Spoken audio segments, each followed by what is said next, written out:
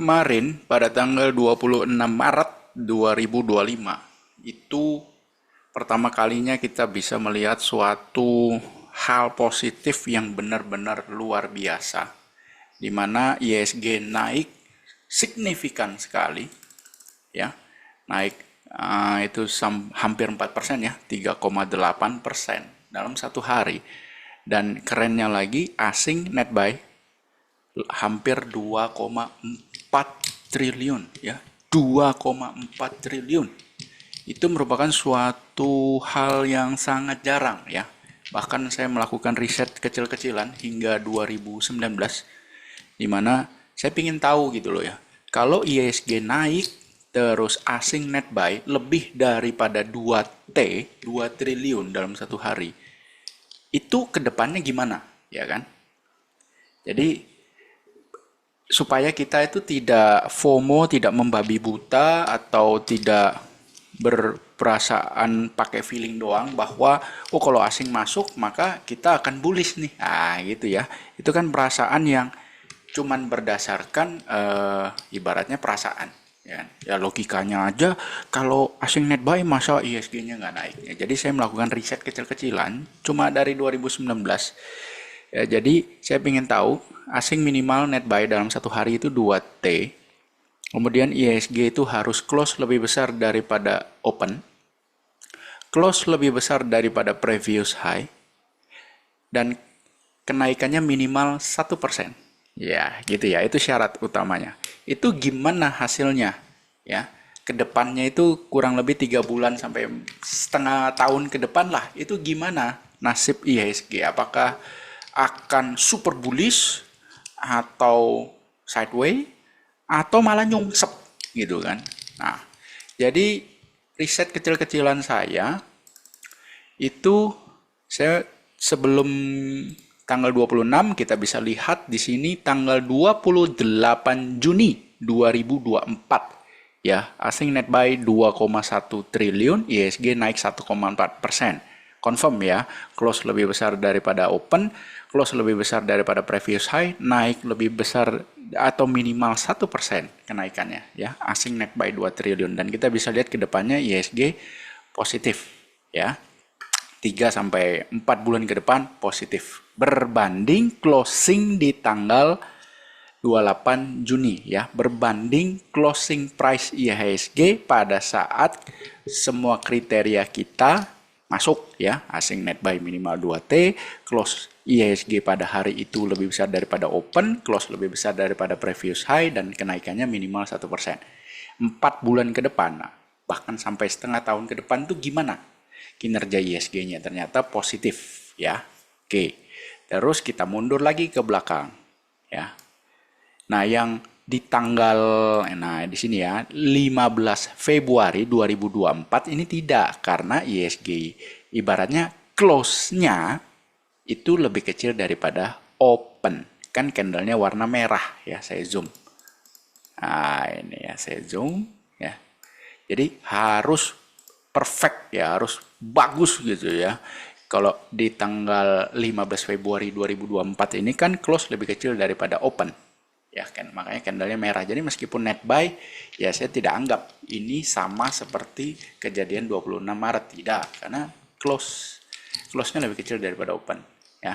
Nah, yang sama itu kembali ditemukan pada 14 Desember 2023 ya. 14 Desember 2023 ISG naik 1,4, close lebih besar dari open, close lebih besar dari previous high, net buy-nya hampir 2,2 T. Apa yang terjadi kepada ISG? 3-6 bulan ke depan Anda bisa lihat di situ ya. Ternyata ISG itu naik dikit, habis itu sideways, lalu turun. Nah, penurunannya ini berapa persen kalau dibandingkan dengan penutupan di tanggal 14 Desember 2023? Nah, ini turun nih. Baru ketemu bottom di bulan Juni 2004 ya. ISG itu turun sekitar 6,6%. Nah, dari sini aja kita belum sampai 2019 ya, kita belum nyampe sana. Sampai sini aja kita ngelihat Jadi ternyata bukan sesuatu yang luar biasa sih sebenarnya. Asing net buy sebanyak itu, kemudian ISG-nya seperkasa itu, ya bisa aja nih 3 sampai 6 bulan ke depan ternyata ISG-nya turun gitu kan berbanding penutupan hari terjadinya keperkasaan itu. Kita mundur lagi, kita lihat. Ya, ketemu lagi. Nah, ini. Di tanggal 24 Maret 2023, ya, ISG naik 1,1%, asing net buy 2,2 triliun, close lebih besar dari open, close lebih besar daripada previous high. Ya, Anda bisa lihat 3 sampai 4 bulan ke depan positif, tapi nggak jos. Terlalu jos banget juga enggak. Ya, kalau kita ukur ISG itu 3 bulan ke depan dari Maret berarti sampai ke Juni. Ya biasa-biasa aja kalau Anda lihat, ya. Muter-muter doang, ya. Naik kencang juga biasa, enggak lah. Ibaratnya ini terkencang ini kalau kita ukur sampai sini nih. Di bulan September. Nah, 6 bulan berikutnya. Itu ISG naik 4%-an. Ya, jadi ya dibilang positif ya positif. Cuman naik 4% market biasa aja. Dan Anda lihat ini kecenderungannya malah sideways. Ya, oke. Kemudian kita mundur lagi. Nah, ini. Ya. 31 Mei 2022, ISG naik 1,6%, asing net buy 4,3 triliun. Luar biasa besar. Apa yang terjadi beberapa bulan ke depan? Bahkan ISG sempat swing, ya, pullback nih.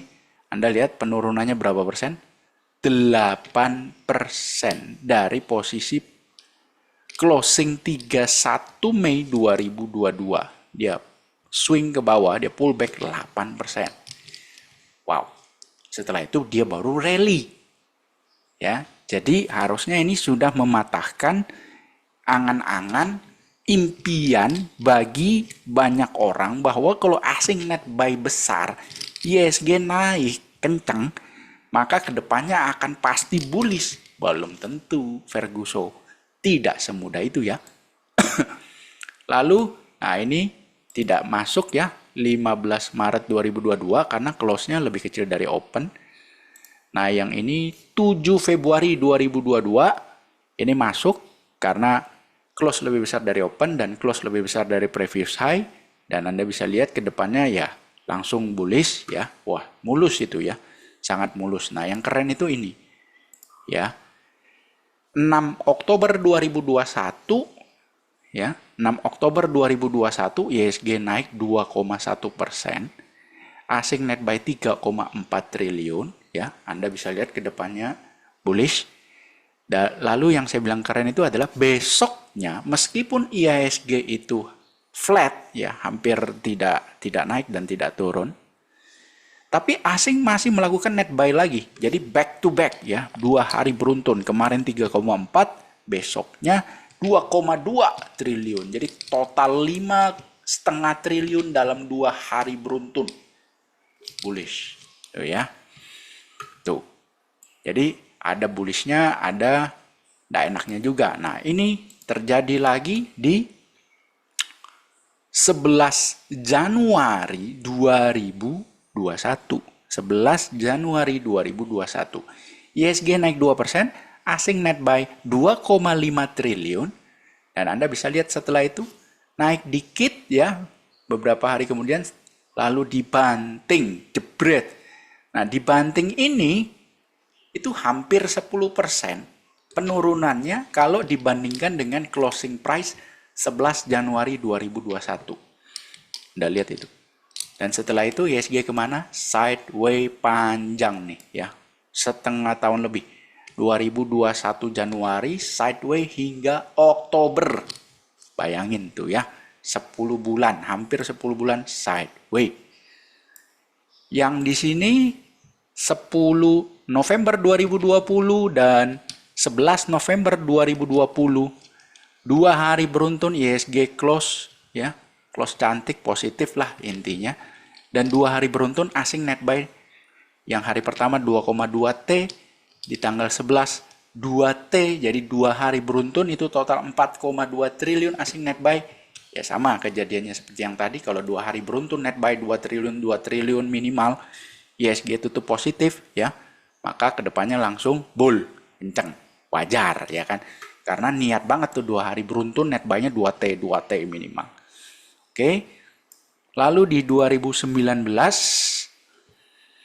ya, 2019 ini dia tidak naik minimal 1% ya, meskipun positif close-nya, dan net buy-nya juga besar 2 triliun, 2,6 triliun dan 2,7 triliun, tapi dia tidak tutup minimal dengan kenaikan minimal 1%, tidak.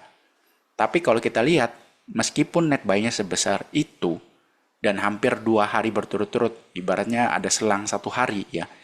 Jadi di 18 Desember 2019 dia net buy 2,6 T. Selang 2 hari di tanggal 20 Desember 2019 dia net buy lagi 2,7 T. Ya kan, jadi kalau di total itu 5 triliun lebih net buy-nya, dan Anda lihat ke depannya apa yang terjadi, malah datang pandemi Covid.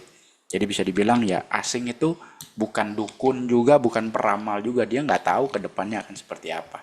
Jadi dia itu sama kayak lu sama gua tuh sama, trading based on data, tergantung datanya apa. Data fundamental kah, data teknikal kah, intinya based on data. Tentu saja dia tidak pakai feeling ya, tidak, based on data. Jadi apa kesimpulan yang kita bisa dapat di sini? Artinya yang bisa kita dapat di sini adalah asing net buy, ISG positif. Kedepannya ya 50-50, bisa aja bullish, bisa aja sideways, malah bisa juga turun hampir 10%. Tapi yang kita lihat di sini tidak ada penurunan lebih dari 10%. Itu. Dan yang bisa kita simpulkan juga, kalau mau lanjut bullish, maka dia harus 2 hari beruntun, close positif, dan net buy di atas 2 triliun. 2 hari beruntun. Kalau tidak, ya nasibnya ya biasa-biasa aja gitu. Jadi net buy asing sebesar itu ya tidak perlu kita jadikan sesuatu hal yang wah ini luar biasa nih. Enggak bos, biasa aja bos. Santai wae. Ya, santai aja bro. Nggak ada sesuatu yang spesial, yang harus di treatment spesial tuh nggak ada. Ya. Tapi dengan kenaikan kemarin itu ada beberapa emiten yang harus Anda jadikan sebagai watchlist ya. Bukan untuk di buy, tapi untuk dipelajari, dan Anda jadikan watchlist, Anda menantikan pullback-nya yang cantik ya. Yaitu pertama BCA. Kenapa BCA?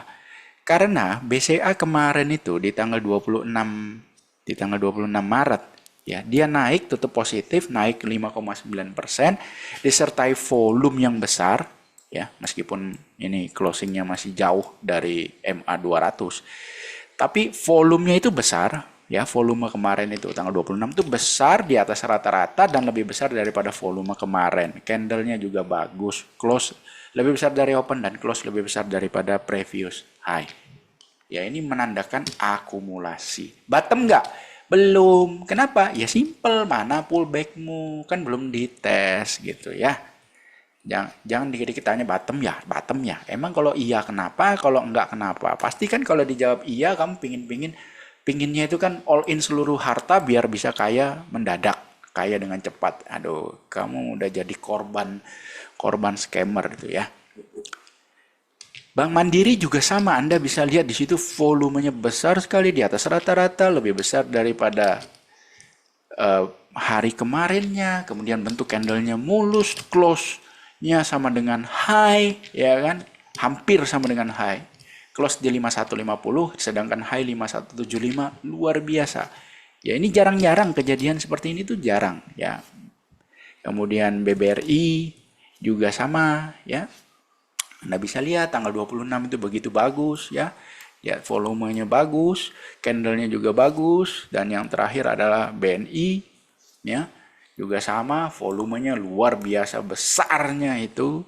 Kalau Anda bandingkan dengan hari-hari sebelumnya nggak ada itu volume kenaikan sebesar itu ya. Positif pula candlenya jarang. Ya, ini patut dijadikan watchlist. Tapi apa yang ditunggu yaitu pullback-nya. Pullback-nya harus sehat ya, seperti yang saya sampaikan di video-video sebelumnya. Ya, pullback-nya harus sehat. Apa ciri-cirinya? Silakan Anda tonton di video sebelum hari ini ya, yang sudah saya jelaskan panjang lebar dan juga dengan contoh seperti itu. Nah, itu perlu Anda waspadai, Anda jadikan watchlist. Lalu ada 2 darling nih ya, yang 1 hari sebelumnya udah terdeteksi ya. Kemungkinan akan positif, yaitu pertama SMGR. SMGR ini Anda bisa lihat tanggal 25 Maret volume besar di atas rata-rata, lebih besar dari hari sebelumnya, candle juga bagus, close lebih besar dari open dan close lebih besar dari previous high, close tidak jauh daripada high, ya kan? Yang kita butuhkan adalah kelanjutan, dan terjadi kelanjutan yaitu di tanggal 26 Maret dia masih naik lagi dengan volume yang lebih besar lagi, ya kan? Ini artinya ada akumulasi. Itu. Udah jelas nih ada akumulasi. Ya, jelas banget. Dari mana? Dari volume yang makin besar, harga masih naik, ya. Close juga tidak jauh daripada high, ya. Jadi ini bisa dibilang akumulasi terjadi pada SMGR, ya. Jadi kita tinggal tunggu berikutnya, pullback-nya harus sehat. SMGR pertama, kemudian ada lagi INTP. INTP juga sama, di channel Telegram sudah saya sampaikan ya, channel Telegram berdagang angka, bahwa ini kok kelihatannya menarik ya INTP, karena di tanggal 24 Maret close lebih besar daripada open, close lebih besar dari previous high, volumenya besar sekali di atas rata-rata dan lebih besar daripada hari sebelumnya. Dan tidak heran kalau 25 Maret terjadi kelanjutan, ya, walaupun volume tidak lebih besar daripada hari sebelumnya. Tapi di tanggal 26 dijoskan lagi, volume lebih besar dari hari sebelumnya, candlenya makin bagus. Jelas di sini ada akumulasi, ya. Anda bisa lihatlah perbedaannya dengan beberapa bulan sebelumnya, pergerakannya itu nggak ada yang seperti ini, ya. Volume tuh harga naik, volume juga besar, bahkan makin besar. Seperti itu. Jelas di sini ada akumulasi. Kalau sebelumnya kan tidak, harga turun. Jarang ada candle yang mampu close lebih besar daripada previous high, close positif, ya. Kemudian besoknya masih dilanjutkan lagi seperti itu. Jarang, ya. Jadi ada perilaku yang berubah menjadi positif. Yang kita tunggu berikutnya adalah pullback yang sehat. Jadi ini sektor semen, ini luar biasa nih. Lalu ada yang aneh juga kemarin, yaitu sektor konstruksi, ya. Ada ADI, Weton, PTPP, PPRE. Cuma ini hari pertama mereka naik, ya. Jadi masih perlu yang namanya ada kelanjutan nggak? Itu yang kita perlu cari, ya kan? Sama seperti INTP dan SMGR, ada kelanjutannya. INTP itu ada kelanjutan kenaikan di tanggal 25 Maret, 26 Maret. Oh, itu keren, ya kan? SMGR juga sama, ada kelanjutan, ya. Jadi bukan trigger, ibaratnya candle naik pertama itu 25 Maret, kelanjutannya ada nggak? Ada, 26 Maret kelanjutan nih. Nah, sedangkan kalau konstruksi belum. Tapi ini perlu dipantau. Apa yang dipantau? Bukan pullbacknya. Ada nggak kelanjutannya? Itu. Jadi kalau dia cuma naik sehari habis itu tidak ada kelanjutan dalam beberapa hari ke depan, ya sama aja nih mancing-mancing di air keruh. Nah, so far sampai dengan hari ini, sampai dengan sesi 1 tanggal 27 Maret, so far yang saya lihat itu yang keren, yang ada harapan dari ADI, PTPP, Weton, PPRE, ya. Anda bisa lihat di sini. Itu ada di PTPP, ada di ADI, ya, sampai dengan sesi 1 loh ya, ini kan belum closing, ya. Sedangkan PPRE ini kok agak bantet ya. Nah, PPRE agak bantet, terus Weton agak bantet dikit ya. Jadi adanya di holdingnya mereka, yaitu ADI dan Wika, ya. Jadi ADI dan kok Wika sampai PTPP, ya. Jadi sampai dengan sesi 1 ini menarik ya, karena ada kelanjutan. Semoga kelanjutan ini juga dengan candle yang bagus, jangan kayak PTPP gini. Ini separuh dari range dia. Kalau ini anggaplah ini sebagai candle closing daripada PTPP, maka ini jelek candlenya. Kenapa? Karena dia closingnya itu tidak deket high, tapi separuh dari range hari tersebut, itu jelek. Ya, bisa kita bilang ini terjadi distribusi seperti itu. Kalau closingnya seperti ini, yang kita harapkan dia close-nya tidak jauh dari high. Adikarya, kalau Adikarya, nah ini juga jauh dari high ya. Semoga nanti closingnya bisa dekat dengan high. Nah, menurut teman-teman, Di antara beberapa sektor ini sektornya berlainan ya, sektor finance, bank ya. Ada BCA, Mandiri, BRI, BNI, kemudian sektor konstruksi ada 4 juga. Lalu sektor semen yaitu SMGRI, NTP. Nah, mana di antara sektor-sektor ini yang Anda rasa dalam 3 bulan ke depan, ya 3 bulan ke depan itu harganya bisa positif, minimal bisa naik 20%. Ya, ayo coba saya pengen tahu Anda menjagokan yang mana nih? Kalau sektor finance siapa ya? Dalam 3 bulan ke depan minimal dia bisa naik 20% dari penutupan tanggal 26 Maret 2025 ya. 3 bulan ke depan mana? Siapa yang bisa naik 20% minimal ya? Sektor perbankan siapa jagoanmu? Sektor konstruksi siapa jagoanmu? Sektor semen siapakah jagoanmu? Ya, saya pengen tahu jagoan kalian itu siapa aja supaya kita bisa lihat dari situ kan orang ini kebanyakan sukanya saham. Kalau sektor bank itu apa, konstruksi itu apa, sektor semen itu emiten mana yang mereka sukai. Semoga bermanfaat bagi Anda. Sampai jumpa di video berikutnya dan salam untuk libur panjang ya, refreshing.